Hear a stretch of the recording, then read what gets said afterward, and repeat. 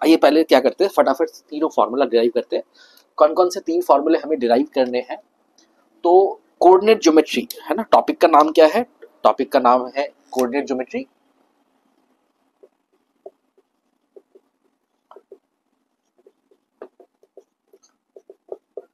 और इस टॉपिक में हमें 3 मेन फार्मूले डिराइव करने हैं। पहला है डिस्टेंस फार्मूला,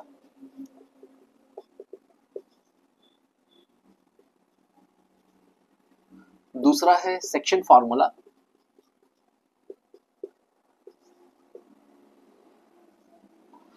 और तीसरा सेंट्रॉइड ऑफ ए ट्रायंगल। ये 3 हम लोग को फॉर्मूले ड्राइव करने हैं, है ना। तो सबसे पहले क्या करते हैं, डिस्टेंस फार्मूला से स्टार्ट करते हैं। और हम लोग उम्मीद करके, अभी जैसे 10th क्लास का क्योंकि ये लेक्चर है, तो हम लोग उम्मीद करके चल रहे हैं क्या कि आप लोगों ने 9th क्लास में कोऑर्डिनेट ज्योमेट्री पढ़ ली होगी और आपको कार्टेशियन कोऑर्डिनेट सिस्टम समझ में आता होगा। कार्टेशियन कोऑर्डिनेट सिस्टम क्या होता है? कार्टेशियन कोऑर्डिनेट सिस्टम होता है कि अगर किसी भी प्लेन पर, जैसे ये बोर्ड है, ये प्लेन बोर्ड, किसी भी बोर्ड पर अगर हम 2 म्यूचुअली परपेंडिकुलर लाइंस बना दें, है ना, और इन दोनों लाइनों को हम एक्सेस अगर बुलाने लगे, नहीं, horizontal axis and the vertical axis, जिसको बहुत बच्चे लोग क्या करते हैं, एक्स एक्सिस और वाई एक्सिस के नाम से भी जानते हैं, है ना। तो 2 परपेंडिकुलर म्यूचुअली परपेंडिकुलर लाइन, यानी कि दोनों के बीच में 90 डिग्री बनता हो, इस तरह से अगर बना दे तो क्या होता है कि ये जो पूरा बोर्ड है वो 4 हिस्सों में बढ़ जाता है ना। 9th क्लास का बेसिक में आपने सीखा हुआ है, हमारे पास 4 क्वाड्रेंट्स आ जाते हैं, first quadrant, second quadrant, third quadrant, fourth quadrant. और 9th क्लास में आप लोगों ने किसी भी पॉइंट को लोकेट करना, जैसे मान लो एक पॉइंट है P, और इस पॉइंट के एब्सिसा और ऑर्डिनेट x, y अगर दिए हुए, तो 9th क्लास में आपने ये भी सीखा था कि एब्सिसा किसे कहते हैं, ऑर्डिनेट किसको कहते हैं। एक थोड़ा सा अगर छोटा मोटा रिव्यू लिया अगर लिया जाए, तो हम कहते हैं क्या कि जहां पे ये दोनों एक्सेस मीट करते हैं उस पॉइंट को क्या कहा जाता है, ओरिजिन कहा जाता है। और अगर आपके पास इसी प्लेन में एक पॉइंट है P और इसके कोऑर्डिनेट्स, ये जो x और y जो लिखे हुए, इनको क्या बुलाया जाते हैं, कोऑर्डिनेट्स। किस चीज से बने हैं? पहले वाले नंबर को हम क्या बुलाते हैं, एब्सिसा, और दूसरे वाले नंबर को हम क्या बुलाते हैं, ऑर्डिनेट। पहला वाला नंबर क्या कहलाता है, एब्सिसा, और दूसरा वाला नंबर क्या कहलाता है, ऑर्डिनेट ऑफ द पॉइंट। और दोनों को मिलाकर हम क्या कहते हैं, coordinates of the points, coordinates of the point P। तो ये नोटेशन आप लोगों ने 9th क्लास में देखी ही होगी, ठीक है। तो अगर कोई भी एक पॉइंट दिया हुआ है, यानी कि अगर आपको इसके एब्सिसा और ऑर्डिनेट्स पता है, और हाँ, एब्सिसा और ऑर्डिनेट्स को हम क्या करते हैं, ऐसे कर्व ब्रैकेट के अंदर डालकर और बीच में एक कॉमा लगाकर लिखते हैं। दीज आर बस बेसिक नोटेशंस, है ना, जो हमें फॉलो करनी होती है। तो एब्सिसा का डेफिनेशन क्या होता है और ऑर्डिनेट का डेफिनेशन क्या होता है, वो भी एक बार देख लो। कभी कभी उसके ऊपर भी बेस्ड थोड़े छोटे मोटे क्वेश्चंस आ जाते हैं। तो अगर जैसे मान लो यहाँ पे पॉइंट P है, और इस पॉइंट P से अगर मैं एक परपेंडिकुलर ड्रॉप करूं अपने हॉरिजॉन्टल एक्सिस के ऊपर, ये जो हॉरिजॉन्टल एक्सिस है इसको अगर मैं थोड़ी देर के लिए नाम दे दूं x एक्सिस, और ये जो वर्टिकल लाइन है इसे अगर मैं थोड़ी देर के लिए नाम दे दूं क्या, y एक्सिस, तो इस पॉइंट P से एक परपेंडिकुलर अगर ड्रॉप की जाए such that the foot of the perpendicular m, foot of the perpendicular का क्या मतलब है कि जिस भी पॉइंट से आपने परपेंडिकुलर ड्रॉप किया है एक्सिस के ऊपर, तो वो कहां पे जाके गिरा, उस पॉइंट को क्या कहा जाता है, फुट ऑफ द परपेंडिकुलर, है ना। तो foot of the perpendicular from the point P on x axis को अगर हम m से नाम से बुला ले, और इसी पॉइंट P से अगर एक परपेंडिकुलर अगर ड्रॉप किया जाए अपने वर्टिकल एक्सिस के ऊपर, और वहां पर जो फुट ऑफ द परपेंडिकुलर है उसे अगर हम n बुला ले, तो एब्सिसा का मतलब क्या होता है, एब्सिसा का मतलब होता है ये वाली दूरी, the distance measured along the x axis. अगर तुम ध्यान से देखो तो ये एक रेक्टेंगल बना हुआ है, यहाँ पर एक रेक्टेंगल बना हुआ है NPMO, दिस एक रेक्टेंगल यहाँ पे फॉर्म हुआ है। कैसे रेक्टेंगल है, क्योंकि देखो हमारे जो x एक्सिस और y एक्सिस है हमें पता है उनके बीच में एंगल 90 डिग्री है।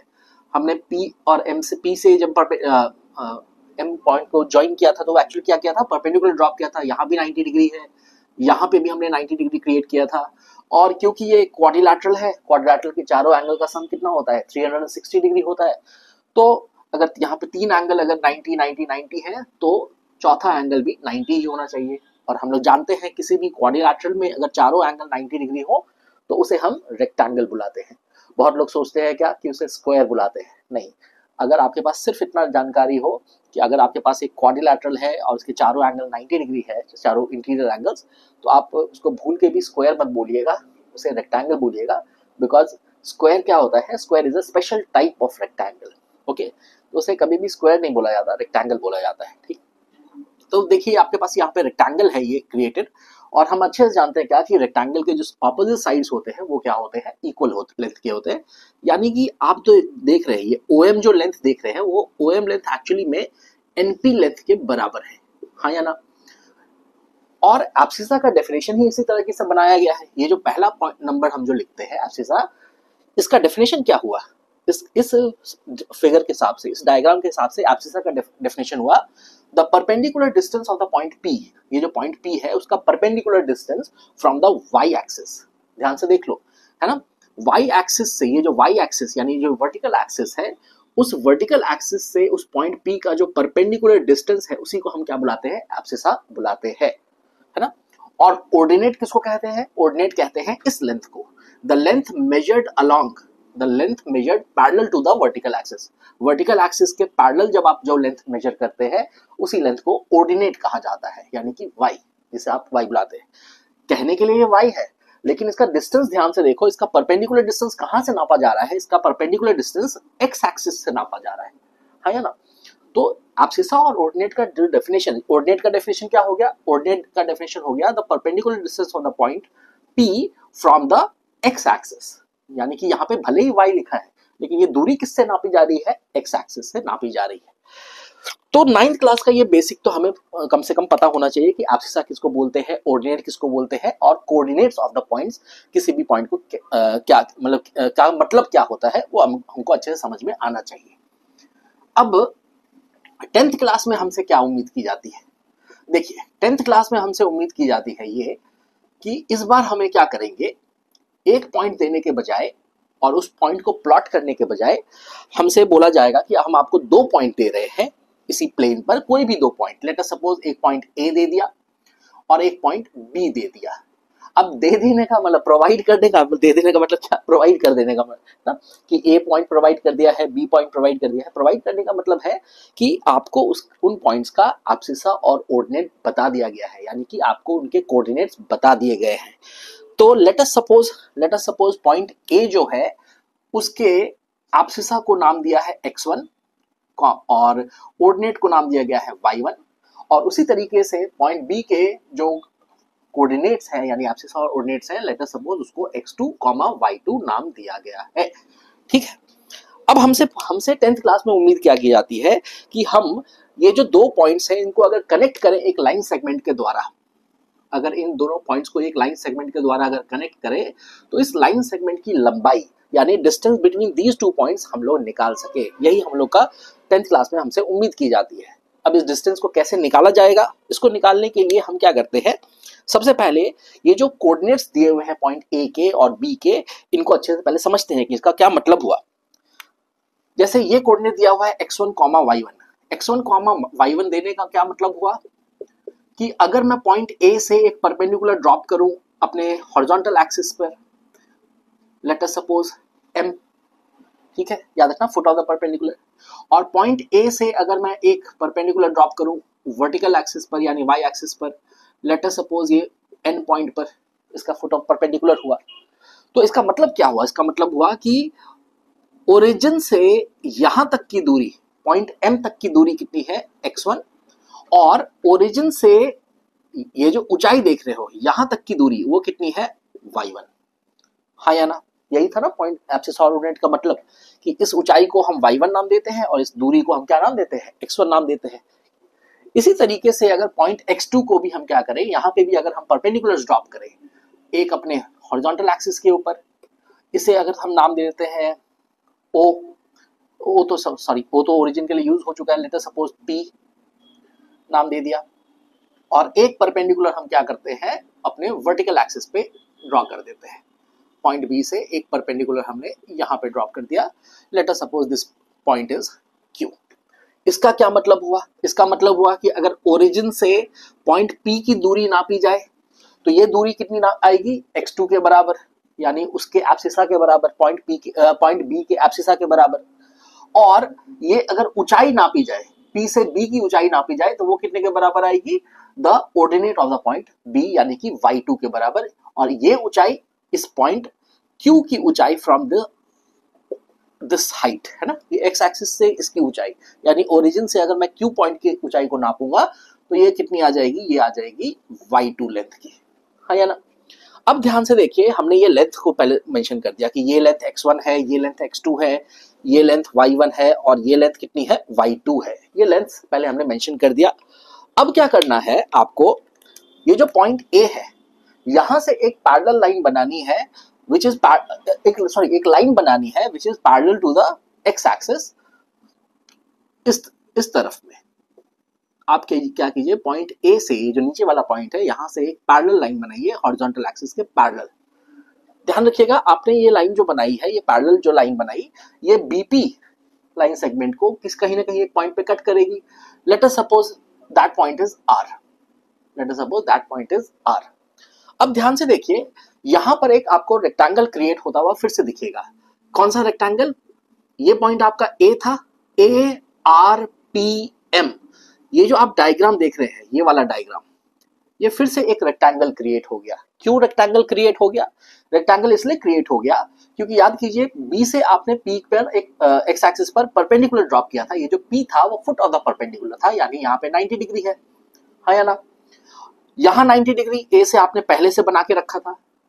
और याद कीजिए, ये जो आपने लाइन बनाई है AR, ये बेस के आपने क्या बनाई है, पैरेलल बनाई है। और हम जानते हैं कि अगर कोई दो लाइन पैरेलल हो और एक ट्रांसवर्सल अगर बनाया जाए तो यहाँ का एंगल और यहाँ का एंगल, दोनों एंगल क्या कहलाता है, को इंटीरियर एंगल कहलाता है। को इंटीरियर एंगल्स क्या होते हैं, सप्लीमेंट्री होते हैं, यानी कि इन दोनों का सम कितना होता है, 180 डिग्री। तो अगर एक जगह यहाँ पे 90 डिग्री बना है तो दूसरी जगह भी कितना बनना चाहिए, 90 डिग्री, ताकि 90 प्लस 90, 90 प्लस 90 कितना हो जाए, 180 डिग्री हो जाए। यानी यहाँ भी एंगल 90 डिग्री बना हुआ है क्योंकि ये लाइन पैरेलल है और ट्रांसवर्सल कौन है, RP। और फिर से सिमिलरली ये लाइन और ये लाइन पैरेलल है, एक्स एक्सिस और ये जो RA लाइन है वो पैरेलल है। यहाँ 90 है तो यहाँ भी क्या होना चाहिए, 90, यानी कि यहाँ पर आपके पास फिर से ARPM फिर से क्या बन गया, एक रेक्टेंगल बन गया। तो इतनी बात तो पहले हो गई रेक्टेंगल की।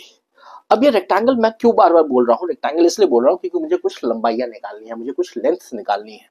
देखिए ध्यान से, O से P की लेंथ, O से P की दूरी जो थी वो x2 थी, O से M की दूरी कितनी थी, x1 थी, है ना। ये दूरी x1 है, ये दूरी x2 है।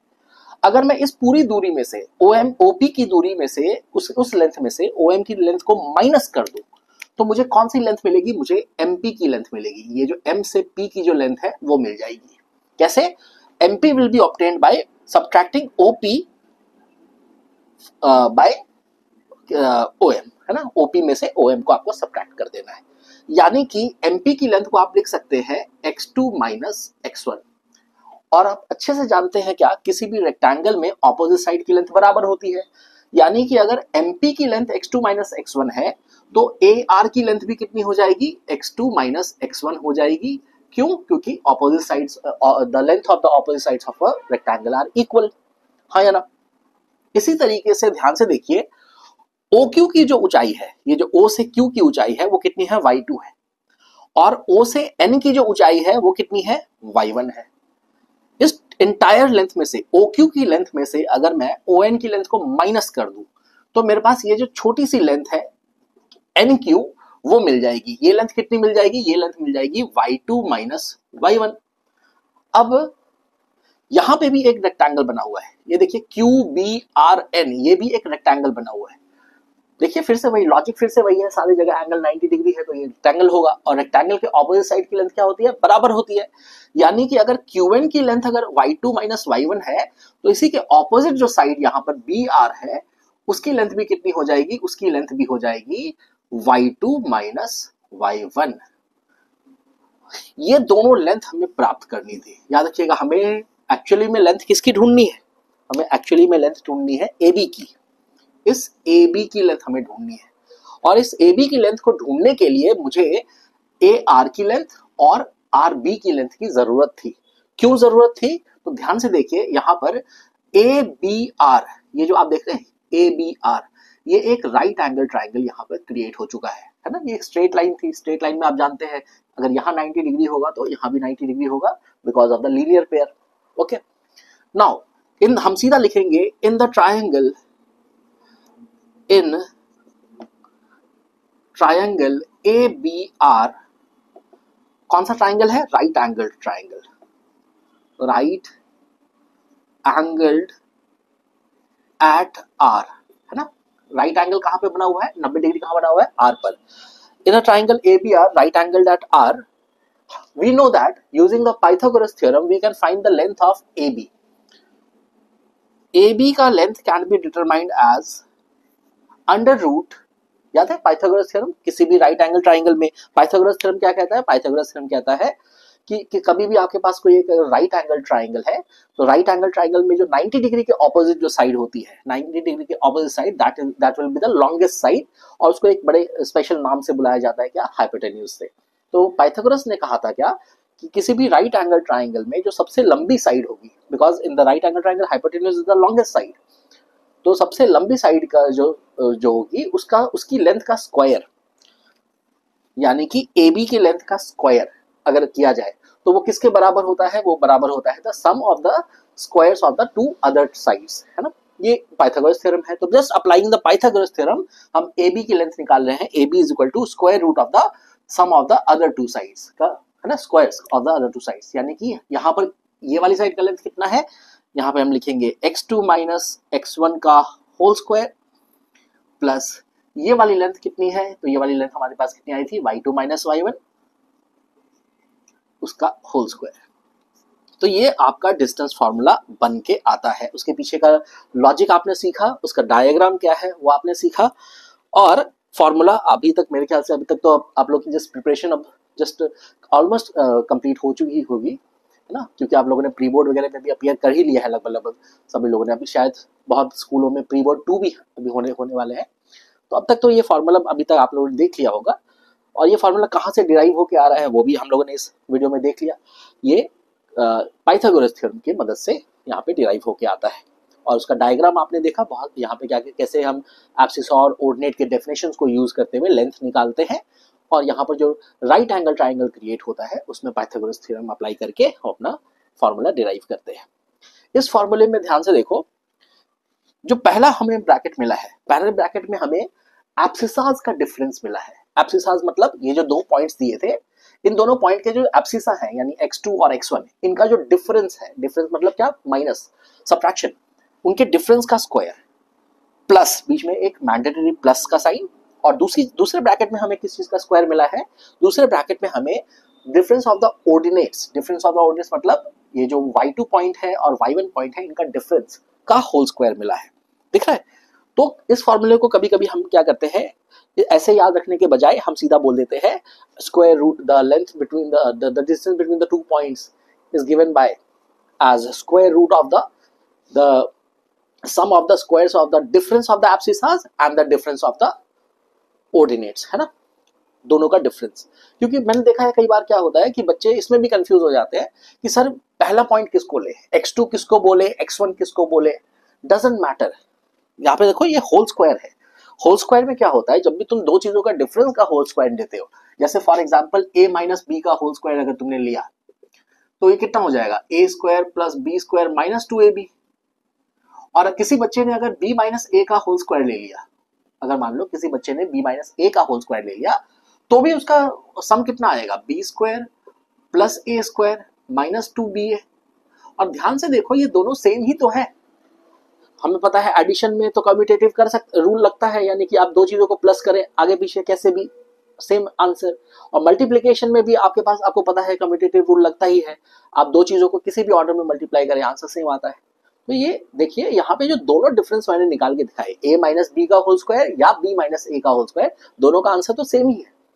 तो इट डजंट मैटर कि आप किस ऑर्डर में डिफरेंस निकाल रहे हैं, इट डजंट मैटर आप पहला पॉइंट किसको बोल रहे हैं, दूसरा पॉइंट किसको बोल रहे हैं, अगर आपको ये नहीं भी पता है तब भी आप डिफरेंस सीधा एब्सिसास का डिफरेंस निकालिए, उसका होल स्क्वायर कीजिए, ऑर्डिनेट्स का डिफरेंस निकालिए, उसका होल स्क्वायर कीजिए सीधा, है ना, और फिर दोनों जो आंसर है उनको ऐड करके स्क्वायर रूट निकाल दीजिए, आपका आंसर आ जाएगा। ओके, तो इसमें बहुत ज्यादा माथापच्ची नहीं करनी है आपको कि पहला पॉइंट किसको ले, दूसरा पॉइंट किसको ले। इस फॉर्मूले को हमने डिराइव तो कर ही लिया, एक छोटा सा क्वेश्चन इस में बना के देख लेते हैं, है ना। एक छोटा सा क्वेश्चन इस पे बना के और फिर हम नेक्स्ट फॉर्मूले पे आते हैं, ठीक है, ताकि हमारा एग्जाम का जैसे हम जो भी फॉर्मूला सीख रहे हैं उसको कैसे अप्लाई करते हैं वो भी हम लोग हो जाए हमारे पास। नहीं तो बोर्ड्स में जो प्रीवियसली पूछा हुआ कोई क्वेश्चन है वही क्वेश्चन मैं लेता हूँ और उसी में मैं क्या करता हूँ, तुमको इस फॉर्मूले का भी प्रैक्टिस करवा देता हूँ।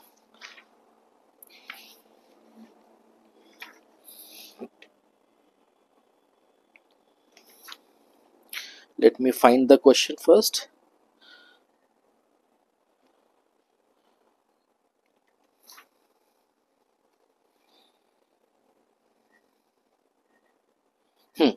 चलिए एक क्वेश्चन मिल गया है मुझे।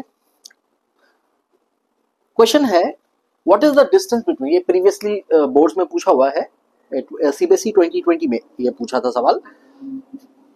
एक पॉइंट दिया है a cos theta plus b sine theta comma 0, ठीक है,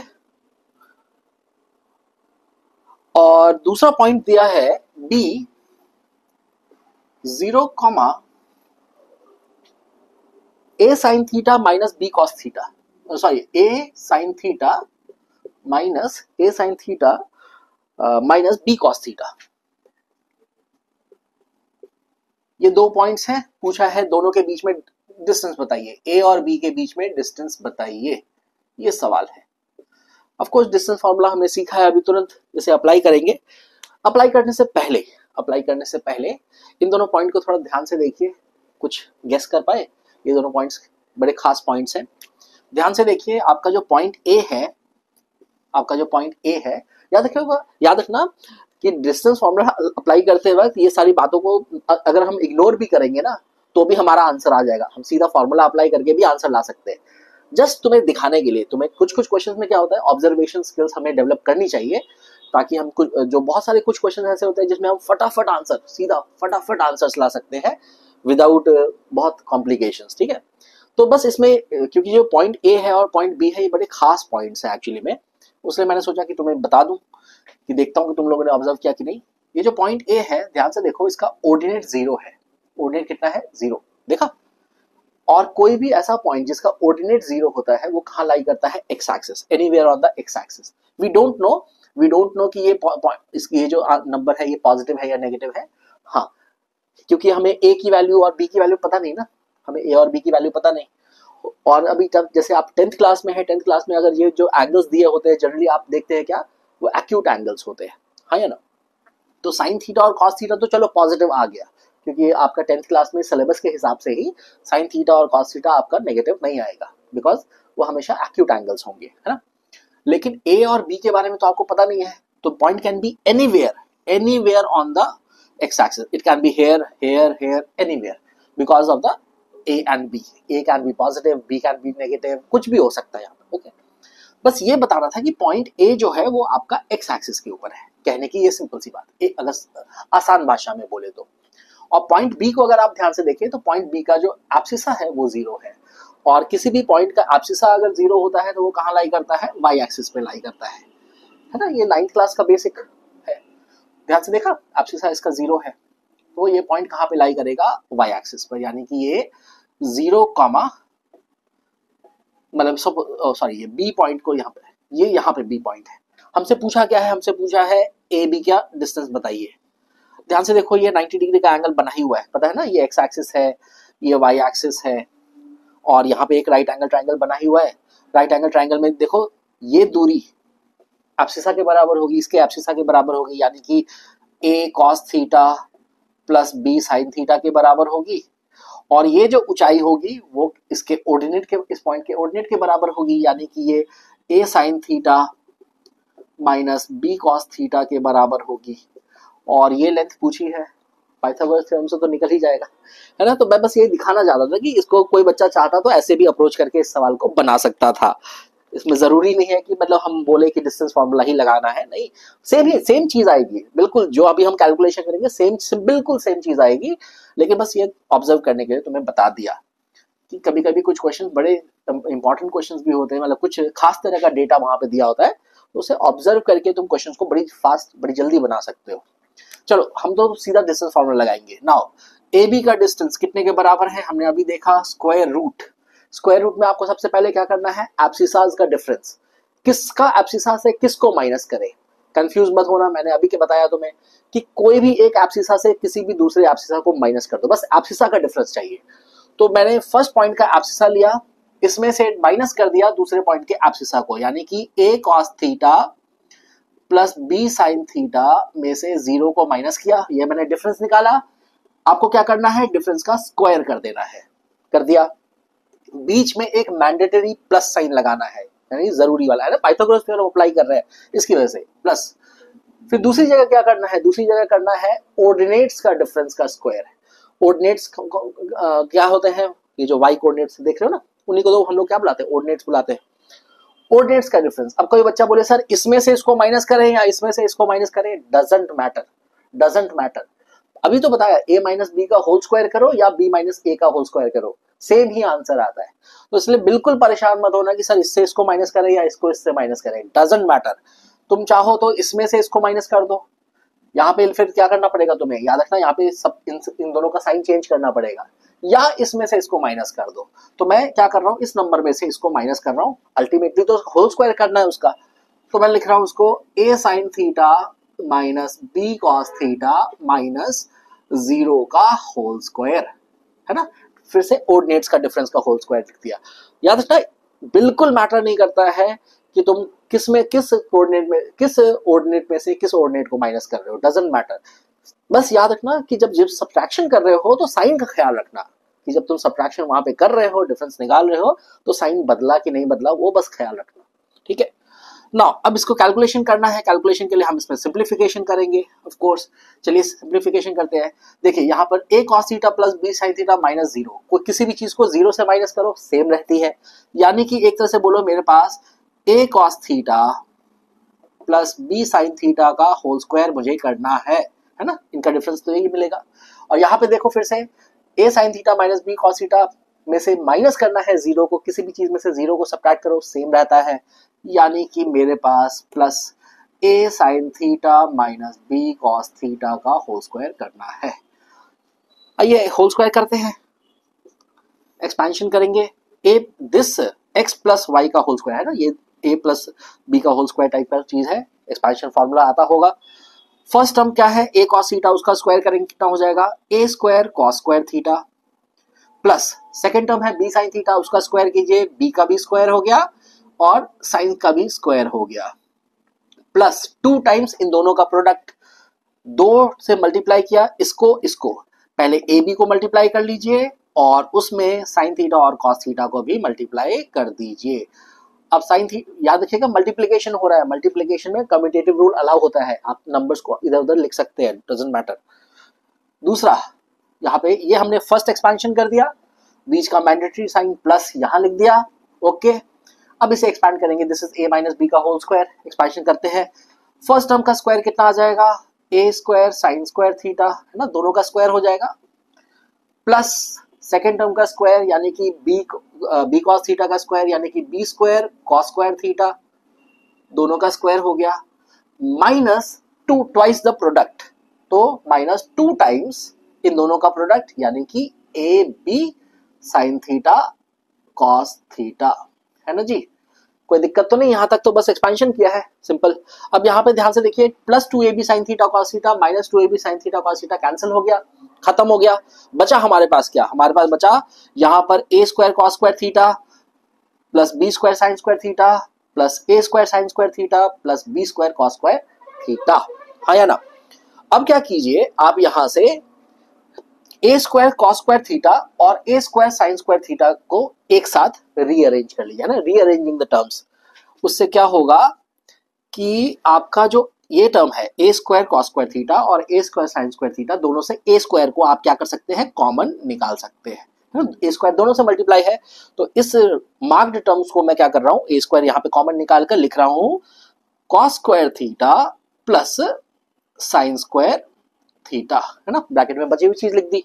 बचा क्या हमारे पास, बचा हमारे पास b square sine square theta plus b square cos square theta. इन दोनों में बी स्क्वायर मल्टीप्लाइड है, दोनों से प्लस बी स्क्वायर कॉमन ले लीजिए, बचेगा क्या आपके पास, sine square theta plus cos square theta, हाँ या ना।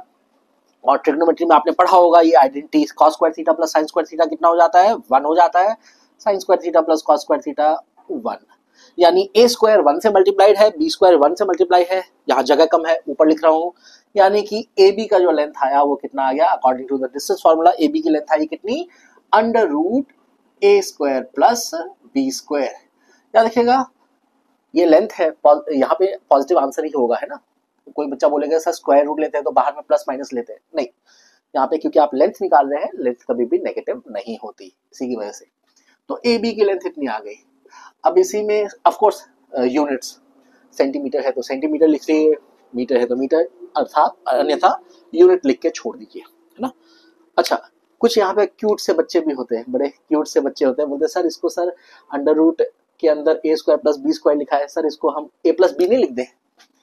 बहुत अच्छे ऐसे भी बच्चे मुझे मिल जाते हैं कभी कभी, जो बच्चे बोल देते हैं कि सर इसको, सर इसका आंसर तो ए प्लस बी हो गया ना, नहीं, है ना। याद रखना, आप इसको ए प्लस बी कब बुला सकते थे, ए प्लस बी तब बुला सकते थे जब वो होल स्क्वायर अंडर रूट में होता, है ना। अगर वो होल स्क्वायर अंडर रूट में होता तब स्क्वायर रूट आपका कैंसिल होकर ए प्लस बी बचता। तो इसको आप under root a square plus b square ही रहने दीजिए, उसको ए प्लस बी मत लिखिएगा। बस बहुत बच्चे बोलते हैं कि सर इसका स्क्वायर रूट ए का भी ले लो, बी का भी ले लो, बाहर निकाल लो, तो ऐसा नहीं करना है, ये बिल्कुल नहीं करना है, ये क्यूटनेस आपको नहीं, आप 10th क्लास में आ गए हैं, ये सब अलाउड नहीं होता, ठीक है। तो चलिए, ये आपका पहला फॉर्मूला था, डिस्टेंस फॉर्मूला। उसके बेसिस पे मैंने आपको एक क्वेश्चन भी करके दिखा दिया कैसे डिस्टेंस फॉर्मूला अप्लाई करना है। क्या है डिस्टेंस फॉर्मूला, स्क्वायर रूट के अंदर एब्सिसास का डिफरेंस का स्क्वायर और ऑर्डिनेट्स के डिफरेंस का स्क्वायर का एडिशन। जैसे ही आप कर देंगे आपको क्या मिल जाएगा, आपको 2 पॉइंट्स के बीच का डिस्टेंस मिल जाएगा। अब आता है सेक्शन फॉर्मूला। सेक्शन फॉर्मूला क्या है, सेक्शन फॉर्मूला है कि अगर आपको कोई भी 2 पॉइंट्स दे दिए जाए किसी प्लेन में, लेट अस सपोज हमारे पास 2 पॉइंट्स हैं ए और बी, दे दिए जाए का मतलब क्या है, प्रोवाइडेड का मतलब क्या है, मतलब है कि उनके कोऑर्डिनेट्स बता दिए जाए। अगर पॉइंट ए दे दिया गया है इसका मतलब है मैंने उसके कोऑर्डिनेट्स आपको बता दिए हैं, यानी कि लेट अस सपोज x1 और y1, ये 2 वैल्यूज हमने बता दी कि ये नोन वैल्यूज हैं। और एक पॉइंट है बी और ये भी आपको प्रोवाइडेड है, इसका मतलब इसके कोऑर्डिनेट्स भी आपको दिए गए हैं, late us suppose x2, y2 भी आपको प्रोवाइड कर दिया गया है। अब इन दोनों पॉइंट्स को जोड़कर अगर हम एक लाइन सेगमेंट बनाए, let us draw a line segment joining these 2 points. Section formula किस चीज से डील करता है, सेक्शन फॉर्मूला डील करता है कि अगर इन दोनों पॉइंट्स को जोड़ने वाली लाइन सेगमेंट के ऊपर एक पॉइंट चूज किया जाए, how many points are there between on a b, infinite, है ना, इनफिनिट पॉइंट्स है ना, देख रहे हो इस लाइन सेगमेंट के ऊपर बहुत सारे पॉइंट्स हैं। इन बहुत सारे पॉइंट्स में से किसी एक पॉइंट के बारे में अगर बोला जाए कि let us suppose there is a point P such that point P has divided AB into 2 parts, कि P पॉइंट ने क्या किया है, इस AB को 2 हिस्सों में बांट दिया है, और उन दोनों हिस्सों का अगर मैं रेशियो निकाला, जब मैंने रेशियो फाइंड किया AP और PB का, याद रखना रेशियो बड़ा इंपॉर्टेंट है कि रेशियो जब सेक्शन फॉर्मूला हम अप्लाई करते हैं तो उसमें ये रेशियो यही वाला होना चाहिए, A से P का और P से B का। कभी कभी क्वेश्चन में क्या करते हैं हम लोग, जब क्वेश्चन सॉल्व करेंगे तो उस वीडियो में देखेंगे, कभी कभी यहाँ पे रेशियो जो प्रोवाइडेड होता है वो गलत दिया होता है, तो बहुत ध्यान देना होता है कि हमें रेशियो सही प्रोवाइड किया है कि नहीं। अगर आप गलत रेशियो से आंसर बनाएंगे, मतलब प्रोसीड करेंगे, तो ऑफकोर्स आंसर गलत हो जाएगा, ठीक है। तो यहाँ पे रेशियो क्या दिया हुआ है कि पॉइंट P जो है वो लाइन सेगमेंट ए बी के जो एंड पॉइंट्स हैं ए और बी, उस लाइन सेगमेंट को पॉइंट P क्या कर रहा है, 2 हिस्सों में बांट रहा है, सच दैट A से P की दूरी और P से B की दूरी का जो रेशियो है वो रेशियो हमें कोई ना कोई एक नंबर, 2 नंबर m/n, इस तरह का एक रेशियो दे दिया गया है। यानी कि अच्छा याद रखना, ये रेशियो दिया हुआ है, ये लेंथ नहीं दिया। AP की लेंथ m के बराबर नहीं है, PB की लेंथ n के बराबर नहीं है, बल्कि उन दोनों लेंथ का रेशियो ये है m/n। ये बहुत समझना जरूरी होता है। बहुत बच्चे सोचते हैं कि ये एपी की लंबाई ही एम है।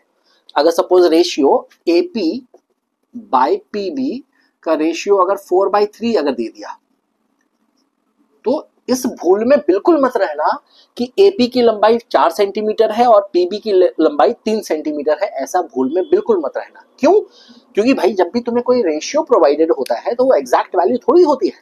गौर करो, ये रेशियो दिया है 4/3। अगर मैं तुमसे कहूं 8/6, एक नंबर दे दिया तुम्हें मैंने 8/6, और मैंने तुमसे कहा इसको सिंपलेस्ट फॉर्म में डालो, तो कितना होगा इसका सिंपलेस्ट फॉर्म? देखो 2 4 8, 2 3 6, देखो ये भी तो 4/3 के बराबर ही हुआ। यानी कि कोई बच्चा बोले कि सर एपी की लेंथ 4 है, पीबी की लेंथ 3 है, नहीं, रेशियो में कभी भी लेंथ बराबर नहीं होती। यही रेशियो 8/6 के रूप में भी तो लिखा जा सकता था। यही वाला रेशियो 12/9 के रूप में भी तो लिखा जा सकता था। है ना? सेम सेम नंबर ऊपर नीचे कैंसिल करके देखो, सेम नंबर आ जाएगा। क्या इसका मतलब क्या है? एपी की लेंथ 4 है कि 8 है कि 12 है? कौन सी लेंथ है? वी डोंट नो, हमें लेंथ पता नहीं होती। तो इस बात को बहुत समझना है। बहुत बच्चे गलती कर देते हैं इसमें भी कि वो रेशियो को ही नंबर को वो लेंथ की समझ लेते हैं। बिल्कुल ऐसा नहीं समझना है, ठीक है? तो ये गलती अब 10th क्लास में तो बिल्कुल अलाउड नहीं है। अगर आप करते हैं ये सब गलती तो मत क्या कीजिए, ठीक? तो आपको प्रोवाइडेड क्या, कौन सा रेशियो रहेगा? एपी और पीबी के लेंथ का रेशियो प्रोवाइडेड रहेगा। तो यहाँ पे जो मैं नंबर लिख रहा हूं एम और एन, याद रखना है एम और एन सिर्फ और सिर्फ रेशियोज है, ठीक? अब हमसे उम्मीद क्या की जाती है? हमसे उम्मीद की जाती है 10th क्लास में कि आप इस पॉइंट पी के कोऑर्डिनेट्स ढूंढेंगे, यानी इस पॉइंट पी का एब्सिसा और इस पॉइंट पी का ऑर्डिनेट ढूंढेंगे। वैसे बच्चों को फॉर्मूला तो अब तक याद हो चुका होगा। पॉइंट पी का एब्सिसा कितना होता है? Abscissa of the point P is m times the opposite abscissa, that is mx2, plus n times the opposite abscissa, यानी कि n times x1 divided by m plus n। और ordinate कितना हो जाता है? ordinate हो जाता है m multiplied by opposite ordinate, that is my2 plus n multiplied by opposite ordinate, है ना, that is ny1 upon m plus n। और इस कैलकुलेशन को करने के बाद आपके पास पॉइंट पी का एक्सिस और ऑर्डिनेट आ जाता है ना? लेकिन बात तो यहाँ पे है कि फॉर्मूला, ये जो आपने फॉर्मूला बताया है, ये फॉर्मूला डिराइव कैसे होगा? अगर मान लीजिए क्वेश्चन में ही आ गया कि डिराइव दिस फॉर्मूला, तो क्या कीजिएगा? तो क्या वहां पे ऐसे बोल दिए कि ऐसा ही होता है, ये इससे मल्टीप्लाई हो जाता है, वो उससे मल्टीप्लाई होता है? ये थोड़ी ना लॉजिक है कि ये मल्टीप्लाई हो जाता है। क्यों हो जाता है मल्टीप्लाई? वही हमें जानना है। तो let's derive this formula, let's derive this formula कि ये फार्मूला आया कहां से। फटाफट इसको देख लीजिए। तो इसको फार्मूला को डिराइव करने के लिए सबसे पहले तो हम अपना कोऑर्डिनेट एक्सिस क्रिएट कर लेते हैं, यानी कि हम अपना एक्स एक्सिस और वाई एक्सिस क्रिएट कर लेंगे। ये बनाया हमने अपना हॉरिजॉन्टल एक्स एक्सिस और वर्टिकल वाई एक्सिस। ये intersection point origin, 2 point choose कर लीजिए। Let us choose 1 point A and 1 point be here, है ना? थोड़ा डायग्राम बड़ा बनाते हैं ताकि ज़्यादा घचर पचर ना हो, खिच पिच हो जाएगी तो डायग्राम। और पॉइंट ए के कोऑर्डिनेट्स x1 y1 दिए हुए हैं, x1 y1, और पॉइंट बी के कोऑर्डिनेट्स दिए हुए हैं x2 y2। ठीक है जी, कोऑर्डिनेट्स भी आपको दे दिए गए हैं। हमसे पूछा है क्या? इस ए बी लाइन सेगमेंट के ऊपर एक पॉइंट है P जिसने ए बी को 2 हिस्सों में बांटा है, सच दैट ए पी और पी बी का जो रेशियो है वो m/n है। ये गिवन है, ये आपको गिवन है। यहाँ पे मैं लिख देता हूँ गिवन, या यहाँ लिख देता हूँ ऊपर में गिवन। ये आपको दिया गया है कि AP और PB का रेशियो m/n है, ठीक है? तो बताइए पॉइंट P के कोऑर्डिनेट्स क्या होंगे? कैसे बनाया जाए ये सवाल? इस सवाल को बनाने के लिए आपको फिर से क्या करना है? ये जो कोऑर्डिनेट्स प्रोवाइडेड है आपको, पहले तो उसके बारे में समझ लेना है। पॉइंट क्या कि पॉइंट ए का जो एब्सिसा x1 है, इसका मतलब यहां से एक परपेंडिकुलर ड्रॉप किया, यहां से एक परपेंडिकुलर ड्रॉप किया, perpendicular on the x axis और y एक्सिस। तो ये दूरी कितनी हो गई? x1 हो गई। ये दूरी कितनी हो गई? ये दूरी, सॉरी ये तो x1 ही है। ये ऊंचाई कितनी हो गई? y1 हो गई। हाँ, ये सारी लेंथ हमें पता लग जाइए, ओरिजिन से सारी लेंथ नापते हैं, है ना? और पॉइंट बी को अगर देखा जाए, वहां से परपेंडिकुलर ड्रॉप किया जाए अपने हॉरिजॉन्टल एक्सिस पर, और यहाँ से टेढ़ा दिख रहा होगा शायद, हाँ यहाँ ठीक है, परपेंडिकुलर ड्रॉप किया जाए अपने एक्स एक्सिस पर और वाई एक्सिस पर, तो ओरिजिन से ये जो लेंथ होगी वो कितनी मिल जाएगी आपको, x2 मिल जाएगी, और यहाँ से जो हाइट आपको मिल जाएगा इस पॉइंट का, ये कितना मिल जाएगा, y2 मिल जाएगा। अगेन बिल्कुल सिमिलर नोटिस पर ये भी यहाँ पर जो हम डायग्राम बन रहा है, बस थोड़ा सा यहाँ पे डिफरेंस आ जाएगा, यहाँ पे थोड़ा सा डिफरेंस आ जाएगा, देखेंगे। हमें करना क्या है, हमें करना है पॉइंट P के कोऑर्डिनेट। अच्छा हाँ, ये जो परपेंडिकुलर्स हमने ड्रॉप किए हैं, अगर तुम इनका कुछ फुट ऑफ द परपेंडिकुलर्स के नाम दे दूं तो ज्यादा बढ़िया। लेट अस सपोज इस पॉइंट का नाम है M, इसका नाम है N, इसका नाम है P, अच्छा P तो लिख लिया है, Q, इसका नाम है R, ठीक है। अभी हमें 2 पॉइंट्स और जरूरत पड़ेंगी तो इसलिए, ठीक है। अब क्या करो, हमें पॉइंट P के एब्सिस और कोऑर्डिनेट ढूंढने थे, उसको अज्यूम कर लो। Let us assume point P के जो कोऑर्डिनेट्स हैं दैट इज x, y। ये x, y की वैल्यू हमें निकालनी है, x की वैल्यू निकालनी है, y की वैल्यू निकालनी है। अगेन फिर से क्या करो, एक परपेंडिकुलर यहाँ पे नीचे गिराओ और एक परपेंडिकुलर यहाँ पे लेके आओ, फिर से फुट ऑफ द परपेंडिकुलर, ताकि एब्सिस और कोऑर्डिनेट के बारे में पता चल जाए। जब यहाँ पे परपेंडिकुलर गिरा, let us call this as point S, foot of the perpendicular from the point P on the horizontal axis, let us call it as S। and अच्छा, ये सब जो बातें बोल रहा हूँ ये सब तुम्हें लिखना होगा एग्जाम में ये सब करके ऐसे करके आओगे तो 1 नंबर नहीं मिलने वाला। जो मैं बातें बोलते जा रहा हूँ वो अंग्रेजी तुमको लिखनी होगी वहां पर, कि यहाँ से तुमने परपेंडिकुलर ड्रॉप किया, फुट ऑफ द परपेंडिकुलर यहाँ पर है, ये सब कुछ लिखना पड़ेगा, है ना। ऐसा मत कर बस ये डायग्राम बना के आ गए और आंसर लिख के आ गए, नहीं, वैसे तो फिर 1 भी नंबर नहीं मिलेगा। जो भी बातें बोली जाती है वो आपको एक्सप्लेन करके वहां पे लिखनी होती है कि क्या क्या चीजें प्रोवाइडेड है, ठीक है। यहाँ तो सिर्फ कैलकुलेशन करके मैं दिखा रहा हूँ तुम्हें कि कैलकुलेशन कैसे करोगे। तो foot of the perpendicular from point P on the vertical axis, on the y axis, let us call it as point T, ठीक है। चलिए हमने सारे, अच्छा S और T के बारे में भी देख लो। ओरिजिन से S की दूरी कितनी है, इसका एब्सिस है x, यानी कि O से x की दूरी है, सॉरी O से S की दूरी है x, ठीक है। ये सारे लेंथ ध्यान से देखते रहना, और बहुत सारा नहीं, काफी गचर पचर सा होगा, कोई नहीं। यहाँ पे जब डायग्राम बनेगा तो यहाँ पे थोड़ा क्लैरिटी रहेगी, यहाँ पे थोड़ा सा घिचपिच है, कोई नहीं, उसका हम यूज फटाफट वहां कर लेंगे। O से T की हाइट कितनी मिली, O से T की हाइट हमें मिली y, ठीक है। ये सारी हाइट्स यहाँ देखना, लेंथ्स यहाँ से देखना, है ना, ठीक है। नाउ अब तुम्हें करना क्या है, सुनो, अब तुम्हें करना है, ये जो सबसे नीचे वाला पॉइंट देख रहे हो A, यहां से एक परपेंडिकुलर लाइन बनानी है जो PS को कट करे। याद रखना पूरी लेंथ मत बना देना, पूरी लेंथ बनाने की जरूरत नहीं है हमें, है ना, हमें पूरी लेंथ बनाने की कोई जरूरत नहीं है, ठीक। A से एक लाइन बनाना जो x एक्सिस के पैरेलल हो और PS लाइन सेगमेंट को कट करे एक पॉइंट, सपोज इसको कुछ नाम दे दो A डैश, है ना, मेरे पास वर्ड लेटर्स खत्म हो रहे तो A डैश नाम दे दो, ठीक।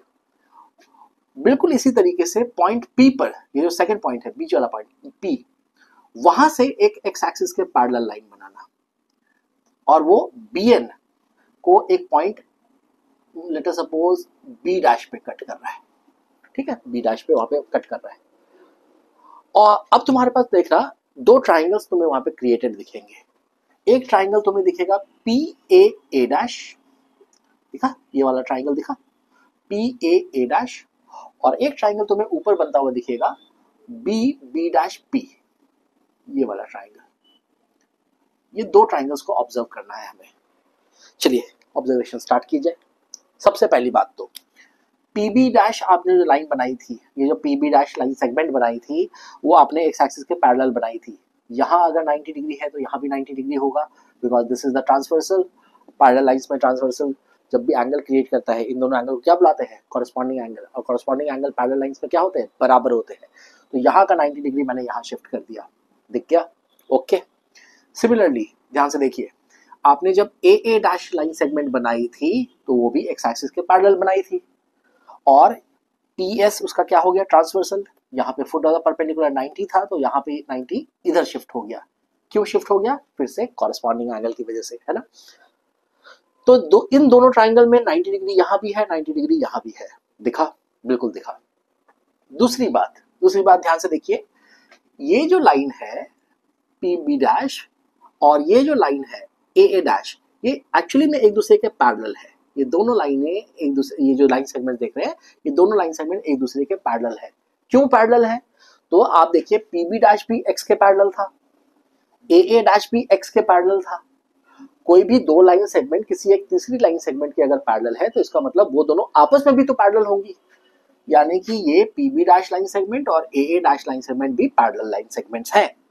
और पैरेलल लाइन सेगमेंट्स होने की वजह से ये जो आप लाइन देख रहे हैं, ये जो लाइन सेगमेंट आपका पी ए बी जो लाइन सेगमेंट है वो तो एक स्ट्रेट लाइन सेगमेंट है ना, वो एक ट्रांसवर्सल का काम कर रहा है। ध्यान से देखिए, ये ट्रांसवर्सल का काम कर रहा है और ट्रांसवर्सल में यहाँ का जो एंगल बना है, यहाँ पे एंगल ए देख रहे हैं, ए डैश ए पी, ये जो एंगल बना है, ये वाला एंगल, ये एंगल इस पॉइंट पी, ये जो पॉइंट पी है यानी बी डैश पी बी, यहाँ पे बने हुए एंगल के बराबर होगा।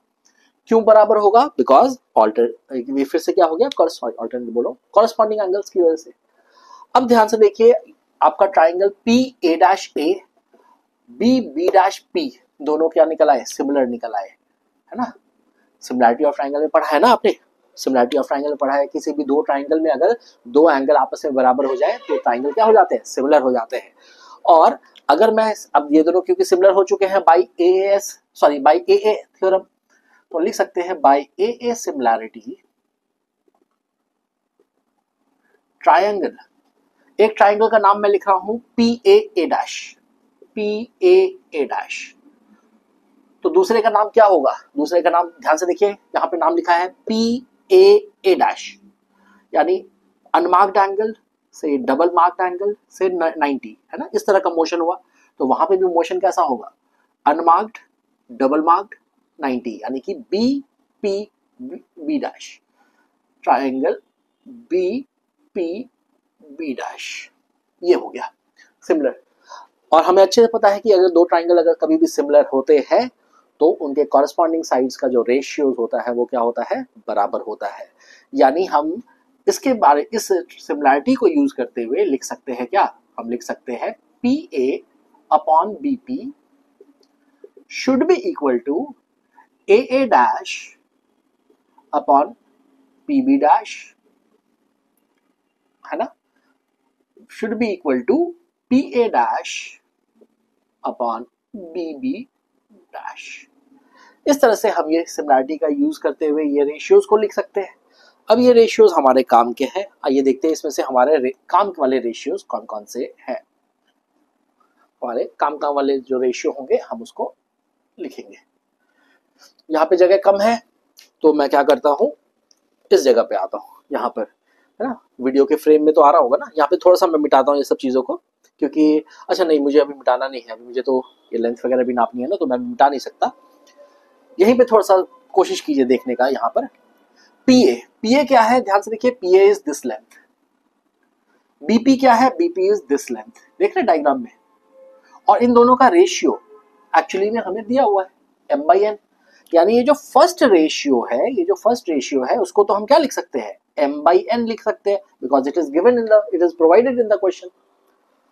अब ध्यान से देखिए, हमें पॉइंट P का पहले निकालना है x कोऑर्डिनेट। अगर अगर आप इसके सेकंड वाले रेशियो को ध्यान से देखिए, सेकंड वाला रेशियो क्या है? ए ए डैश, ये वाली लेंथ है, दिख रही है, इस वाले ट्रायंगल में ये वाली लेंथ ए ए डैश है। ये लेंथ निकलेगी कैसे? ध्यान से देखिए, ये लेंथ निकलेगी पॉइंट O से S की दूरी, O से S की दूरी कितनी है? x है, दिखा, x दूरी, उसमें से अगर हम QA डिस्टेंस को, है ना, QA डैश में से अगर हम QA डिस्टेंस को माइनस कर दें तो AA डैश मिल जाएगा। यानी कि QA डैश कितने के बराबर है? QA डैश एक्चुअली में S पॉइंट का कोऑर्डिनेट यानी x में से हमें माइनस करना है किसको? QA को, यानी कि QA कितना है? OM, यानी कि x1 लेंथ। दिख रहा है ये चीज सही से? ये लेंथ x है, ये लेंथ x1 है। इस कंप्लीट लेंथ में से अगर हम इस लेंथ को माइनस कर दें तो ये वाली छोटी लेंथ मिल जाएगी जो कि इसके बराबर होगी। यानी ये जो लेंथ है नीचे में, मैं इसको डायरेक्ट यहीं पे लिख देता हूं। ये लेंथ हमें कितनी मिली? ये लेंथ हमें मिली x माइनस x1, ये वाली लेंथ। अब हमारा इस लेंथ का झंझट खत्म, ठीक है, बाकी सब डायग्राम हम भी हटा देंगे थोड़ी देर में ताकि थोड़ा सा डायग्राम क्लियर हो जाए। ठीक, फिर हमारे पास पीबी डैश, पीबी डैश कौन सा है, पीबी डैश ये वाली लेंथ है, देखिए ये रहा पॉइंट पी, ये रहा बी डैश, ये वाली लेंथ निकालनी है। ये लेंथ कैसे मिलेगी, टी से बी डैश की लेंथ में, इतनी दूर की लेंथ में से अगर मैं टीपी माइनस कर दूं, है ना, यहां से इस लेंथ में से इस टीपी लेंथ को अगर माइनस कर दिया जाए तो ये वाली लेंथ मिलेगी। अब टीबी डैश कितने के बराबर है, टीबी डैश बराबर है, ध्यान से देखिए, x2 लेंथ के बराबर, देखिए, और टीपी लेंथ किसके बराबर है, टीपी लेंथ बराबर है x लेंथ के बराबर। यानी कि अगर पीबी लेंथ की बात की जाए तो पीबी लेंथ जो है वो है x2 में से क्या माइनस किया जा रहा है, x माइनस किया जा रहा है, यानी इसको मैं लिख देता हूं x2 माइनस x। ठीक है, इस लेंथ को भी मैंने लिख दिया। ठीक है, इसी तरीके से अगर हम नेक्स्ट वाले को देखें, नेक्स्ट वाले रेशियो को देखें तो वो है पीए डैश। पीए डैश कौन सी लेंथ है, ये वाली length, this length is PA dash. Similarly देखिए ध्यान से, ये टोटल हाइट है पी, ये वाली लेंथ निकालनी है पीए डैश, यानी कि एसपी लेंथ में से अगर एस ए डैश को माइनस कर दिया जाए तो ये वाली लेंथ आ जाएगी। और ये लेंथ है कितने के बराबर, तो हम इस लेंथ को भी निकाल सकते हैं, ये ऊंचाई है y, उसमें से y1 को माइनस कर देना होगा, यानी कि ये वाली साइड की लेंथ y माइनस y1 है, वो मैंने लिख दिया। और अगर हम बीबी डैश को देखें तो बीबी डैश ये वाली लेंथ है, दिस लेंथ, हाँ या ना। अब ये लेंथ कैसे निकलेगी, एन बी में से, ये जो आप लेंथ देख रहे हैं एन से बी की लेंथ, उसमें से एन बी डैश को अगर माइनस कर दिया जाए तो ये लेंथ निकलेगी। और एन बी है कितने के बराबर, एन बी है एक्चुअली में y2, और एन बी डैश किसके कितने के बराबर है, वो बराबर है y के, यानी कि y2 में से y माइनस कर दिया जाए तो ये वाली लेंथ निकल जाएगी। तो ये जितनी भी लेंथ हमारे काम की थी मैंने वहां लिख ली है अपने डायग्राम में। अब जितना भी फालतू का चीज है सारे डायग्राम को मिटा देते हैं ताकि हम लोग अपने मेन डायग्राम पे फोकस कर सके। हमारा जो मेन डायग्राम है उस पे फोकस किया जाए। आइए देखिए मेन डायग्राम, ये था आपका मेन डायग्राम। मेन डायग्राम में आपके पास ए पॉइंट के कोऑर्डिनेट दिए हुए थे, बी पॉइंट के कोऑर्डिनेट दिए हुए थे, और पॉइंट पी का आपको कोऑर्डिनेट्स निकालना था। कैसे निकलेगा, ध्यान से देखिए, पॉइंट पी के कोऑर्डिनेट्स को हमने एक्स और वाई बुलाया है, एक कॉमा वाई बुलाया था। ठीक, अब आपके पास यहाँ पे दो ट्राइंगल्स मिल गए थे, दोनों ट्राइंगल्स आपके पास क्या आ गए थे, सिमिलर ट्राइंगल्स आ गए थे। सिमिलर ट्राइंगल्स में हमने इन रेशियोज को लिख लिया। उसमें पहला रेशियो कितने के बराबर है, पहला रेशियो है m बाई n के बराबर, है ना, क्योंकि वो गिवन था। अगर मैं इसी को सेकंड रेशियो के बराबर कर दूं, सेकंड क्या है, ए डैश, ए डैश क्या है, देखिए ध्यान से, A dash is this length, तो वो कितने के बराबर है, x minus x1 divided by PB dash. PB dash कितना लेंथ है, यहां पर x2 माइनस x। बस इसे थोड़ा सा क्या कीजिए, रीअरेंजमेंट कीजिए। इस दोनों ये दोनों जो डिफरेंस है इनको ब्रैकेट में डाल के क्रॉस मल्टीप्लाई कीजिए, यानी m से मल्टीप्लाई हो जाएगा x2 माइनस x, और n जो है मल्टीप्लाई हो जाएगा किसके साथ, x माइनस x1 के साथ, हाँ या ना, क्रॉस मल्टीप्लाई कर दिया। इसको क्या कीजिए, डिस्ट्रीब्यूट कीजिए, m से x2 को मल्टीप्लाई, m से x को मल्टीप्लाई, n से x को मल्टीप्लाई, n से x1 को मल्टीप्लाई। क्या क्या मिला आपको नेक्स्ट स्टेप में, mx2 minus mx equal to nx minus nx1। Next step में क्या कीजिए, ये जो x वाले टर्म्स जो है दोनों को एक तरफ ले आइए, और ये जो x1 और x2 वाले जो टर्म है दोनों को एक साइड ले आइए। तो ये जो माइनस mx है मैं उसे राइट साइड ट्रांसपोज कर रहा हूं, और ये जो माइनस nx1 जो है उसे मैं लेफ्ट साइड ट्रांसपोज कर रहा हूं। तो मेरे को क्या मिलेगा, यहाँ पे पहले से लिखा हुआ है mx2, और ये माइनस nx1 उधर ट्रांसपोज होके क्या हो जाएगा, प्लस nx1 हो जाएगा। और इस तरफ में पहले से लिखा हुआ है राइट साइड में nx, ये minus mx right side transpose होगा तो क्या हो जाएगा, प्लस mx। बस आ गया आपका आंसर। यहां से क्या करना है, जो राइट साइड में आपके पास nx और mx लिखा हुआ है, x दोनों के साथ मल्टीप्लाइड है, कॉमन ले लीजिए। तो अगले स्टेप में आप लिखेंगे mx2 plus nx1 should be equal to x times, है ना, इन दोनों से x को कॉमन लिया, क्या बचा, n प्लस m। यानी x की वैल्यू है ना, ये n प्लस एन मल्टीप्लाइड है x के साथ, ट्रांसपोज कर दीजिए, यानी x की वैल्यू कितने के बराबर आ जाएगी, mx2 plus nx1 divided by m plus n। ये आपका abscissa of the point P आ गया। ये आपको x ढूंढना था, वो निकाल लिया। बिल्कुल सिमिलरली आपको क्या करना है, ये जो रेशियो है, ये जो फर्स्ट रेशियो है, उसको थर्ड वाले रेशियो के बराबर करिए और सॉल्व कीजिए। मैं अभी करना नहीं चाह रहा, वीडियो काफी ज्यादा लंबी हो जाएगी, आप कर लीजिए, ठीक है। जिस तरह से x abscess of the point P आया है, बिल्कुल उसी तरीके से ordinate of the point P भी आ जाएगा। तो सेक्शन फार्मूला का डेरिवेशन इस तरीके से होता है। एग्जामिनेशन में तो अभी तक शायद नहीं पूछा है, इससे रिलेटेड क्वेश्चन पूछे जा सकते हैं, सिमिलैरिटी ऑफ ट्राइंगल्स के बेसिस पे क्वेश्चन पूछे जा सकते हैं, ठीक है। कि ये मतलब सेक्शन फार्मूला का ही क्वेश्चन बनाकर आपको ये डायग्राम याद रहना चाहिए कि ये दोनों जो ट्राइंगल बनते हैं छोटे छोटे, वो एक्चुअली में सिमिलर ट्राइंगल्स होते हैं, ठीक है। तो आपको जरूरी नहीं है कि क्वेश्चन आपसे सीधा यही बोल दे कि आप डिराइव कीजिए ये वाला, क्योंकि देख रहे हैं आप डेरिवेशन काफी लंबा इसका चला जाता है, इसमें काफी टाइम वेस्ट होता है डेरिवेशन में। तो बहुत कम चांस है कि बोर्ड्स क्या करें, इसके डेरिवेशन को पूछे। लेकिन हाँ, डेरिवेशन में जो स्टेप्स इन्वॉल्व हुए वो इंपॉर्टेंट स्टेप्स थे, जिसमें सिमिलैरिटी ऑफ ट्राइंगल्स का भी यूज था, और वो जो डिस्टेंसेस नापे गए जो पॉइंट्स के बीच, जो एक्स एक्सिस पर वाई एक्सिस पर वो जो डिस्टेंसेस नापे गए, those steps were very important. Okay ना, ठीक है। तो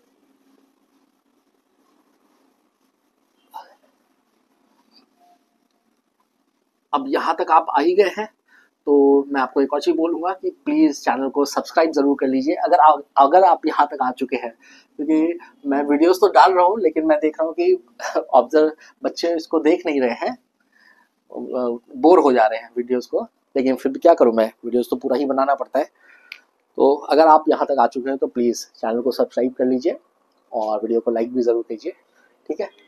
चलिए इसका थर्ड डेरिवेशन देखते हैं। थर्ड डेरिवेशन है centroid of A triangle. Centroid of a triangle, आपके चैप्टर में ये तीसरा फॉर्मूला यहाँ पर है जो आपको याद करना है। अब सेंट्रॉइड ऑफ ए ट्राइंगल किसको कहते हैं, पहले वो देखिए।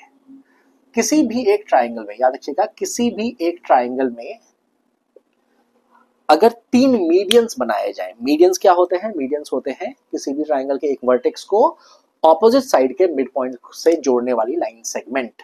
A line segment joining the vertex to the midpoint of the opposite side is known as median। किसी भी ट्राइंगल में 3 मीडियंस बन सकते हैं, एक वर्टेक्स के ऑपोजिट साइड का एक मीडियन, दूसरे वर्टेक्स से दूसरे साइड के ऑपोजिट साइड के मिड पॉइंट का दूसरा मीडियन, और तीसरे वर्टेक्स से इस लाइन सेगमेंट को जोड़ने का एक मीडियन, ठीक है। तो 3 मीडियंस हमेशा एक ट्राइंगल में बनते हैं। बड़ी मजेदार बात होती है क्या, ये जो तीनों मीडियंस बनते हैं वो कॉन्करेंट होते हैं। कॉन्करेंट का मतलब एक ही पॉइंट से पास करते हैं, और उसी पॉइंट का नाम होता है क्या, सेंट्रॉइड, जिसको हम कैपिटल जी से डिनोट करते हैं। तो अगर कोई पूछे सेंट्रॉइड कहते किसे, what is the definition of centroid, तो डेफिनेशन क्या है सेंट्रॉइड का, कि it is the intersection point of all the 3 medians of a triangle.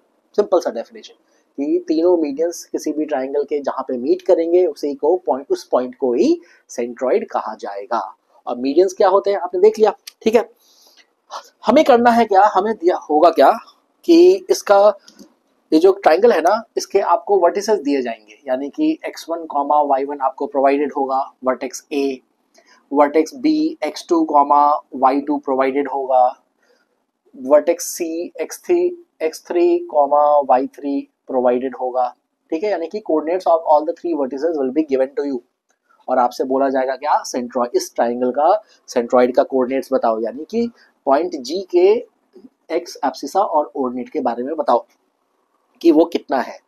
और वैसे तो जो बच्चा फॉर्मूला रट लेता है उससे तो अभी तक रट चुका होगा कि G का जो एक्स एब्सिसा है वो कितना है, x1 plus x2 plus x3 by 3, और ऑर्डिनेट कितना है, y1 plus y2 plus y3 by 3।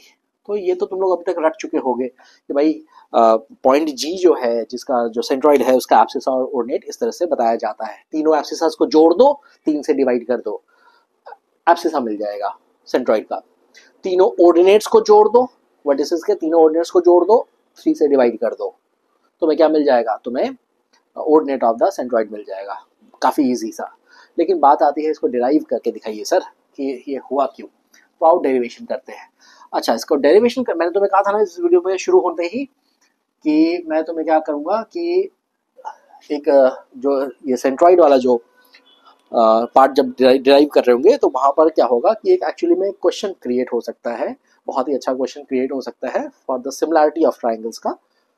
तो वो किस बेसिस पर यहाँ पे हम डेरिवेशन करेंगे सेंट्रॉइड का, वो बेसिस वहीं से क्रिएट होता है। ठीक है, क्या होता है ना कि मैंने देखा है कि बहुत बार मैं बच्चों से भी जब अपने स्कूलों से वो आते हैं, लौटते हैं और क्लासेस के लिए जब आते हैं तो वो उनसे जब डेरिवेशन के बारे में बोलता हूँ तो उनको डेरिवेशन नहीं आ रहा होता है, डेरिवेशन पता नहीं है, लेकिन वो क्या करते हैं, उनको फार्मूला पूरा पता होता है। तो मैं पूछता हूँ कि ये क्यों, ये फार्मूला कहाँ से आया, क्यों आया, तो वो एक्सप्लेन नहीं कर पाते थे।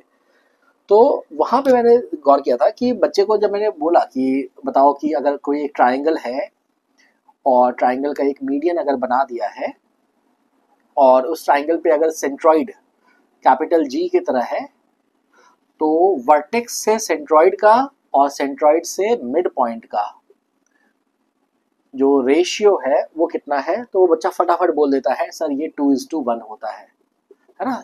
वर्टेक्स से सेंट्रॉइड का और सेंट्रॉइड से ऑपोजिट साइड के मिड पॉइंट का जो लेंथ है, जो लाइन, दो सेगमेंट्स तैयार हो रही है, लाइन सेगमेंट्स, उनका रेशियो 2:1 होता है। ये बच्चे ने रटा हुआ था कि हाँ ऐसा होता है। तो मैंने पूछा कि ऐसा क्यों होता है, तो वो नहीं बता पाया उसे पता ही नहीं था कि ऐसा क्यों होता है। उसने बस बोला कि हाँ मुझे बताया गया है ऐसा 2:1 होता है, तो उसने बोल दिया कि हाँ होता है।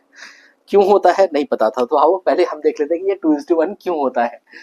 ठीक है, तो पहले ये एक्चुअली में एक अच्छा क्वेश्चन बन जाता है, ये जो अभी मैंने बात बताई वो एक अच्छा क्वेश्चन बन जाता है किसका, सिमिलैरिटी ऑफ ट्राइंगल का। तो देखो सबसे पहले तो हम ये डिराइव कर लेते हैं, सबसे पहले हम ये डिराइव कर लेते हैं कि किसी भी ट्राइंगल में अगर एक मीडियन बनाया जाए, मीडियन में लेट अस सपोज ये ट्राइंगल है ABC, ठीक है, और इस BC साइड का जो मिड पॉइंट है वो है M, और इसको ऑपोजिट वर्टेक्स A से कनेक्ट किया ताकि एक मीडियन बन गया हमारे पास AM। ठीक है, और सेंट्रॉइड कहाँ पे लाई करेगा, सेंट्रॉइड इसी मीडियन के ऊपर में कहीं पर होगा। Let us represent this point as G, यानी centroid. Okay, let us represent this point as G, as centroid. मुझे प्रूफ करना है कि AG बाय GM का जो रेशियो होगा वो 2:1 होगा, 2:1 होगा। यानी वर्टेक्स से सेंट्रॉइड का डिस्टेंस और सेंट्रॉइड से मिड पॉइंट का डिस्टेंस का जो रेशियो 2:1 है। कैसे प्रूफ करेंगे, आओ इसको प्रूफ करना सीखते हैं। तो मैंने बताया कि सेंट्रॉइड क्या होता है, सेंट्रॉइड होता है जहां पर एक ऐसा पॉइंट जहां पर मीडियंस आपस में क्या करते हैं, मीट करते हैं। यानी कि अगर मैंने AM अगर मीडियन बनाया है तो मैं एक और मीडियन बना सकता हूं। कौन सा median, BN। Late us suppose ये भी एक मीडियन मैंने बना दिया जिसमें कि N क्या है, AC साइड का मिड पॉइंट। यहाँ पे क्या हो रहा है कि BM की लेंथ और MC की लेंथ बराबर हो रही है, मिड पॉइंट है, और यहाँ पर क्या हो रहा है कि AN और NC की लेंथ बराबर हो रही है because N is the mid point of. तो मैंने दोनों मीडियंस बना दिया, और जहाँ पे मीडियंस इंटरसेक्ट करते हैं वहीं पे तो क्या होता है, हमारा सेंट्रॉइड बनता है, हाँ या ना। यहाँ तक तो कोई दिक्कत नहीं है। अब ध्यान से देखो, तुमने ये जो N पॉइंट है वो मिड पॉइंट है किसका, AC का। ये जो M पॉइंट है वो मिड पॉइंट है किसका, BC का। अगर तुम इन दोनों को जोड़ दो, क्या कर दो, जोड़ दो, कंस्ट्रक्शन कर दो। If you connect these two points MN, तो तुमने 9th क्लास में, है ना, 9th क्लास का नॉलेज यूज होगा, 9th क्लास में एक थ्योरम पढ़ा था। क्या थ्योरम पढ़ा था 9th क्लास में, कि अगर किसी भी ट्राइंगल के किसी भी दो साइड के मिड पॉइंट्स को जोड़ा जाए, किसी भी ट्राइंगल के दो साइड्स के मिड पॉइंट्स को जोड़ा जाए, तो जो लाइन सेगमेंट बनती है वो बेस के यानी थर्ड साइड के पैरेलल भी होती है और आधी भी होती है। मिड पॉइंट थ्योरम बुलाते थे इसको प्यार से 9th क्लास में। भूल गए होगे, 10th में आ गए, भूल गए होगे नहीं तो भूलना नहीं है, ये बड़ा इंपॉर्टेंट थ्योरम है। गौर करो, N मिड पॉइंट था AC का, एम मिड पॉइंट था बीसी का, और दोनों मिड पॉइंट्स को जब तुमने कनेक्ट किया यानी एमएन जब बना तो वो बेस ए बी के क्या हो गया, इस ए बी के क्या हो गया, वो पैरेलल भी हो गया और आधा भी हो गया। क्या हो गया? According to the mid point theorem. यानी कि अगर इसकी लेंथ को मैं अगर x बुलाऊं, if I call this length a b as x, तो mn की लेंथ कितनी हो जाएगी, इसकी आधी। मैं क्या करता हूँ, इसको x बुलाने के बजाय इसको x बुला लेता हूँ, ताकि इसकी लेंथ को कितना लिख दूं, 2x लिख दूं। कोई दिक्कत तो नहीं कि मैंने ए बी की लेंथ को 2x बोल दिया और mn की लेंथ को x बोल दिया। क्यों हो गया समझ में आया? मिड पॉइंट थ्योरम की वजह से। ठीक, अब अपना सारा ध्यान क्या करो, दो ट्राइंगल्स पे लगाओ। एक ट्राइंगल तुम्हारा है जी एन एम, दिखा है ये वाला ट्राइंगल जी एन एम, ये वाला ट्राइंगल। और दूसरा ट्राइंगल तुम देखो ए जी बी, ये वाला ट्राइंगल ए जी बी, देख रहे हो ये वाला ट्राइंगल ए जी बी। इन दोनों ट्राइंगल पे अपना ध्यान लगाओ। देखो ध्यान से, यहाँ के वर्टिकली ऑपोजिट एंगल बराबर है, पहली बात तो। दूसरी बात, मिड पॉइंट थ्योरम में क्या बोला जाता है कि line segment joining the mid points will be half of the base as well as parallel also. यानी कि mn जो है, nm जो देख रहे हो, वो ab के क्या है, पैरेलल भी तो है। अगर ये पैरेलल है, ये लाइन और ये लाइन अगर पैरेलल है, तो यहाँ पे बना हुआ एंगल यानी क्या एंगल MNG, वो एंगल इस एंगल के बराबर भी तो होगा, है ना? हाँ है ना? देखो ऑल्टरनेट इंटीरियर एंगल्स है, पैरेलल लाइंस हमने बता दिया मिड पॉइंट थ्योरम की वजह से। और ध्यान से देखो, इन दोनों ट्राइंगल में ये एंगल इससे मैच हो गया, ये एंगल इससे मैच हो गया। इन दोनों का इक्वल होने का कारण वर्टिकली ऑपोजिट, और इन दोनों का एंगल इक्वल होने का कारण क्या हो गया, अल्टरनेट इंटीरियर एंगल्स।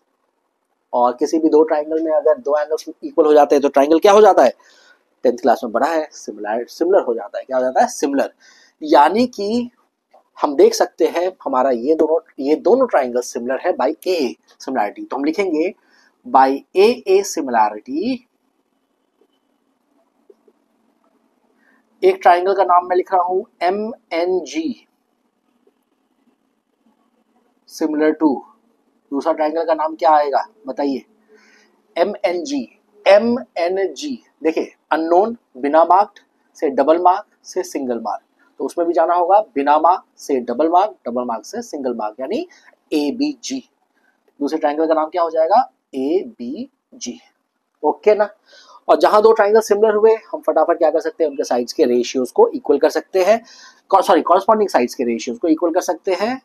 इसका मतलब है MN upon AB should be equal to NG upon GB should be equal to MG upon AG। बोलिए हाँ या ना? कर सकते हैं ऐसा काम? आप बिल्कुल कर सकते हैं। अब आपके पास AG और GM का रेशियो 2:1 दिया है। AG कहां पर है, ये रहा, और GM कहां है, 1। ये बस उल्टा लिखा हुआ है, याद रखना, GM ऊपर लिखा है ये, तो इसी को अगर हम उल्टा लिख लें, दोनों तरफ रेसिप्रोकल कर ले, तो GM बाई AG कितना लिख सकते हैं हम लोग, 1/2 लिख सकते हैं ना। यानी इस रेशियो को हम क्या लिख सकते हैं, 1/2 लिख सकते हैं। हाँ या ना? सॉरी, ये हमें प्रूफ करना है ना। हाँ, मैं ये क्या कर रहा हूँ, सॉरी नहीं, ये क्या था ये, अच्छा ये तो मुझे प्रूफ ही करना है, मैं इसको कैसे लिख सकता हूँ, इसको रहने दो, अभी इसको रहने दो, इसको अभी रहने दो, मेरे को लगा कि वो गिवन है, नहीं सॉरी। तो यहाँ पर तो ये तो मुझे लाना है, ये रेशियो तो मुझे लाना है। अब इसमें ध्यान से देखो, ए बी और MN, ए बी कहाँ है, ये रहा, और MN कहाँ है, ये रहा। इनकी लेंथ को देखो, एक की लेंथ को x बोला था, दूसरे की लेंथ को क्या बोला था, 2x। वैल्यू को पुट कर दो इस फर्स्ट वाले रेशियो में, MN के बदले कितना लिखो, x लिखो। मैं यहाँ पे जगह कम है तो मैं यहाँ लिख रहा हूँ, ठीक है, यहाँ से यहाँ। तो MN के बदले तुम लेंथ कितना लिखोगे, x लिखोगे, और AB के बदले कितना लेंथ लिखोगे, 2x लिखोगे। और ये रेशियो किसके बराबर होना चाहिए, MG/AG। MG/AG, बोलिए ना जी, सही बोल रहे हैं ना, हाँ या ना? नाउ इसे कैंसिल करो, कितना आया आंसर, x से x कैंसिल हुआ, तो यहां से रेसिप्रोकल दोनों साइड ले लो, यानी कि AG/GM का रेशियो 2/1 आ गया। अर्थात क्या सीखे, अर्थात सीखे कि किसी भी वर्टेक्स से जो सेंट्रॉइड है उसका जो लाइन सेगमेंट होगा, उसका जो लाइन सेगमेंट की लेंथ होगी, और सेंट्रॉइड से मिड पॉइंट की जो लाइन सेगमेंट बनेगी उसकी लेंथ का रेशियो क्या होता है, 2:1 होता है। समझ में आया क्यों होता है? सिमिलैरिटी ऑफ ट्राइंगल की वजह से होता है। और इस सिमिलैरिटी को अप्लाई करने के लिए थोड़ा सा हमें 9th क्लास का मिड पॉइंट थ्योरम की भी जरूरत पड़ गई थी, ठीक ना। तो अब आपको पता चल चुका है कि ये रेशियो कितना है, 2:1 है। नाउ सेंट्रॉइड आप ढूंढ सकते हैं। कैसे ढूंढ सकते हैं, आइए देखिए फटाफट। आपको एक ट्राइंगल दिया हुआ है, उसके कोऑर्डिनेट्स दिए हुए हैं, किसके, वर्टिसेस के। Late us suppose ABC are the vertices of the triangle such that x1 y1 are the coordinates of A, x2 y2 are the coordinates of B, and x3 y3 are the coordinates of point C। हमें एक median बनाना है A vertex से AC line पर। तो of course median किसको connect करता है, median connect करता है वर्टेक्स को कहां से, ऑपोजिट साइड के मिड पॉइंट से। सी का, ये AC का मिड पॉइंट निकाल सकते हैं, ऑफ कोर्स सेक्शन फार्मूला आप जानते हैं। सेक्शन फार्मूला से अभी तक आपने सीख चुका होगा कि ये जो पॉइंट है मिड पॉइंट, जिसको हम M से रिप्रेजेंट कर देते हैं, तो वो कितना हो जाएगा, this abscissa plus this abscissa, यानी कि x2 प्लस x3 अपॉन 2, है ना, यूजिंग द सेक्शन फार्मूला, है ना। सेक्शन फार्मूला 1 को इससे मल्टीप्लाई किया, 1 को इससे मल्टीप्लाई किया, डिवाइड किया किससे, 1 + 1 2 से। और ऑर्डिनेट कितना हो जाएगा, y2 प्लस y3 बाई 2, आया ना।